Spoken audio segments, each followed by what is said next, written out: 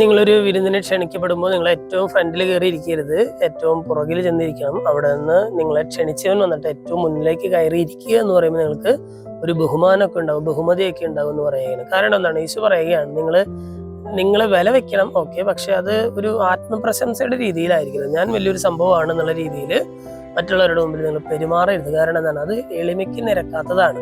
ഇന്നത്തെ ലേഖനവാദിലെ യാക്കോബസിലെ നമ്മളോട് പറയുകയാണ്, ആത്മപ്രശംസ ഒരു പാപമാണെന്ന് പറയുകയാണ്. അല്ലെ, ആത്മപ്രശംസ ഒരു പാപമാണ്. ആത്മപ്രശംസ എന്ന് പറഞ്ഞാൽ ഒരു പരിധിയിൽ കൂടുതൽ നമ്മിൽ തന്നെ ആശ്രയിച്ച് നമ്മളെ ഒരു വലിയൊരു സംഭവമായിട്ട് മറ്റുള്ളവരുടെ മുമ്പിൽ അവതരിപ്പിക്കുന്നത് അത് പാപമാണെന്ന് ഇന്നത്തെ വചനത്തിൽ നമ്മളോട് പറയുകയാണ്. നമുക്കൊരു കോൺഫിഡൻസ് ഒക്കെ നല്ലതാണ്, ഒരു ആത്മവിശ്വാസം നല്ലതാണ്, പക്ഷെ ആത്മപ്രശംസ നല്ലതല്ല. ഞാൻ എന്നെ തന്നെ പൊക്കി പറഞ്ഞാൽ അത് അത്ര സുഖകരമായിരിക്കണം എന്നൊന്നുമില്ല. ഇന്നത്തെ സുവിശേഷത്തിൽ യേശു നമ്മളോട് പറയുന്നുണ്ട്, തന്നെ ഉയർത്തുന്നവൻ താഴ്ത്തപ്പെടും, തന്നെ താഴ്ത്തുന്നവനാകട്ടെ ഉയർത്തപ്പെടുകയും ചെയ്യുന്നു പറയുന്നുണ്ട്. നമ്മൾ പഴയ നിയമത്തില് പല രാജാക്കന്മാരുടെയും പതനത്തിന് കാരണം നമ്മൾ വായിച്ചു പോകുന്നത് കൃത്യമായിട്ട് മനസ്സിലാകുന്നുണ്ട്.